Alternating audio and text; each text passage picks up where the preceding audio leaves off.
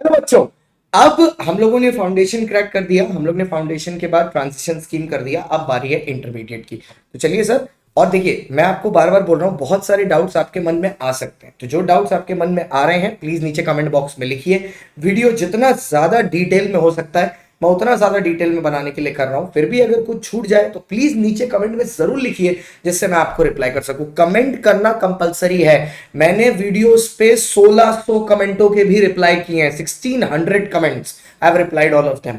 I actually keep 2 extra people with me to reply the comments. There are 3 people replying your comments. ठीक है, और सबको मैं oversee करता हूं, तो प्लीज कमेंट करिए, चैनल को लाइक करिए और प्लीज सब्सक्राइब करो ना यार, साथ में 10,000 करना है हम लोगों को। चलो यार सब्सक्राइब करो, घर में सबके फोनों से सब्सक्राइब करो। आओ सर, और सीए डे की आपको बहुत बहुत मुबारकबाद। चलिए सर शुरू करते हैं वन बाय वन इंटरमीडिएट का। सर इंटरमीडिएट का जो एग्जिस्टिंग स्कीम है, उस एग्जिस्टिंग स्कीम का लास्ट एग्जाम होने वाला है नवंबर 2023। ठीक है, नवंबर 2023। उसके बाद नवंबर 23 के बाद you will be automatically converted into the new scheme,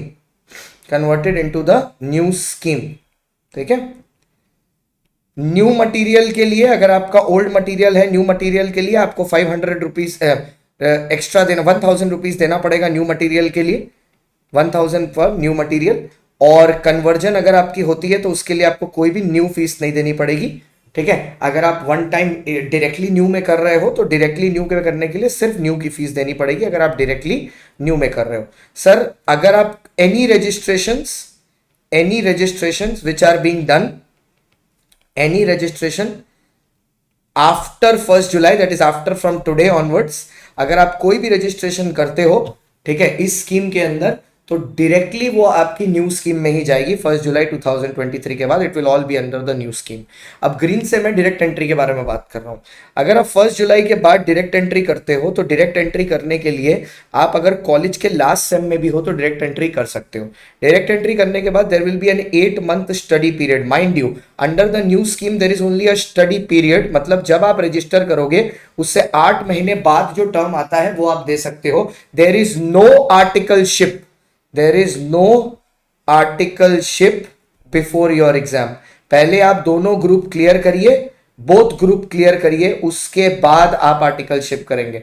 both group clear, उसके बाद आप आर्टिकलशिप करेंगे, उससे पहले आर्टिकलशिप करने की आपको कोई रिक्वायरमेंट नहीं है। सर अगर आप नॉर्मल फाउंडेशन रूट पास करके आ रहे हैं, that will be written in black. Foundation route pass करके आ रहे हैं, the requirement is same. After clearing foundation there is an 8 month study period, and 8 month study period के बाद you can give the next attempt.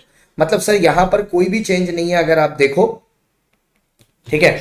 अगर आपने foundation let's say नवंबर में clear किया है, so you will be able to give it after 8 months. That means the next term of November. अगर 22 में किया है तो 23 जैसे पहले भी होता था, अभी भी सेम है, नथिंग हैज चेंज्ड। इंटर के एग्जाम की साइकिल, इंटर के एग्जाम 2 टाइम्स होंगे और इंटर के एग्जाम की साइकिल मई और नवंबर होगी, और फाउंडेशन की जून और दिसंबर, and same with final May and November. चाहे आप आर्टिकलशिप कर रहे हो, मतलब चाहे आप डायरेक्ट एंट्री में हो चाहे इसमें हो, बोथ केसेस में सेम होंगे। बहुत इंपॉर्टेंट चीज, now in inter there are only 6 papers. Yes, there are only 6 papers. Paper 1, paper 2, paper 3, paper 4, paper 5, paper 6। ठीक है, पेपर 1 इज अकाउंट्स, जिसमें सर ग्रुप 1 ग्रुप 2 मिला दिया गया है। Paper 2 is law, paper 3 is tax, paper 4 is cost. अभी तक बात हो रही थी ना, कॉस्ट ऊपर जा सकता है, टैक्स नीचे। It is finalise, tax is in paper 3, cost is in paper 4। Paper 5 is your audit, ठीक है, एंड पेपर 6 इज एफएमएसएम। ठीक है, 50-50 मार्क्स बोथ। अब यहां पर एक बच्चा पूछेगा मैंने ग्रुप 1 में ये एग्जाम दिया था, वहां एग्जामिशन थी, अब मैं ग्रुप 1 मेरा एग्जाम्प्ट है, वहां मैंने कॉस्टिंग दिया था, तो क्या यहाँ पे ग्रुप 2 में कॉस्टिंग होगा? Let me just clarify one thing very clear. Examination department will notify on the exception from group to group basis. अभी तक उस पे कुछ भी नहीं आया है, and this is something which not I am saying. ICI के कन्वर्जन के ड्राफ्ट को खोल के देख लीजिएगा, प्रोस्पेक्टस में साफ साफ लिखा है this announcement will be given later. ठीक है, अच्छा अब जो वीडियो चल रहा था न्यू स्कीम का, जब आईसीए डे का, उसमें उन्होंने बोला था कि all papers, all 6 papers of intermediate will have MCQ. लेकिन ड्राफ्ट से ये बात बुरी तरीके से मिसिंग है। ड्राफ्ट में कोई क्लैरिफिकेशन नहीं है कि 6 पेपर्स में होगा या 3 पेपर्स में होगा। तो अभी एमसीक्यू वाला मैटर सर आप डिस्प्यूटेड रखिए, ठीक है, क्योंकि उन्होंने ड्राफ्ट में नहीं लिखा है 6, बट उन्होंने जब वीडियो में प्रेसिडेंट जी बात कर रहे थे तो उन्होंने ये चीज बोली थी कि it will be all in all 6 papers. तो इस पे कोई क्लैरिटी आएगी तो I will definitely let you know, ठीक है। उसके बाद सर आप ये सारी चीजें हो गई इंटरमीडिएट के लिए। अच्छा, अभी जो आपके मेन दिमाग में कंफ्यूजन ये चल रही है कि हम नवंबर के अटेम्प्ट में अगर एक ग्रुप क्लियर कर देते हैं तो क्या हम आर्टिकलशिप चालू कर सकते हैं? The answer is no. You will have to wait and give your next attempt in May 2024, only then you can clear your articleship. अगर आपने ऑलरेडी आर्टिकलशिप में रजिस्टर करके रखा है, the articleship period is 3 years। Under the new scheme you can start your articleship only after completing both groups. New से old का conversion आप खुद भी कर सकते हो, ठीक है। अगर आप खुद अभी कन्वर्जन में जाते हो, सेल्फ कन्वर्जन करते हो, तो उस केस में आप नवंबर का अटेम्प्ट दे ही नहीं पाओगे, क्योंकि न्यू स्कीम का, अच्छा ये एक बात है जिसके बारे में कोई बात नहीं कर रहा है।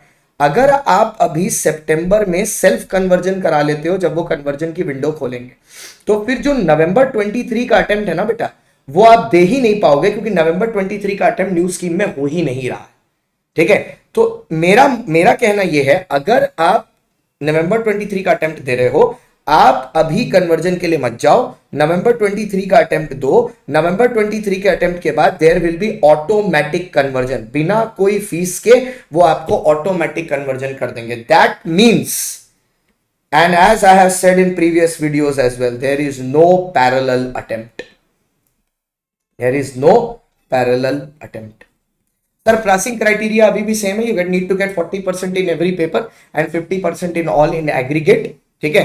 मतलब 600 में 300 चाहिए होगा, and you need to get 40% in every paper at least, and half 50% in aggregate. 60% में आपको एग्जामिशन मिल जाएगा। वो सारी चीजें सेम रहती हैं। इसके अलावा भी अगर आपके कोई डिटेल्ड क्वेश्चन है, नीचे कमेंट बॉक्स भर दीजिए अपने क्वेश्चन से, मैं सबको आंसर करूंगा, my promise. Okay, thank you so much guys. Please like कर दीजिए वीडियो, चैनल को सब्सक्राइब कर दीजिए, बने रहिए। सारी न्यूज जो आपको मिली थी आज, सारी चीजें ऑथेंटिक हो गई। एक लास्ट चीज के साथ बंद करना चाहूंगा, happy CA day, may your CA dream come together, may we come together and complete your CA dream. May 24 will be the first attempt under new syllabus. Bye bye, see you, tata guys, thank you so much.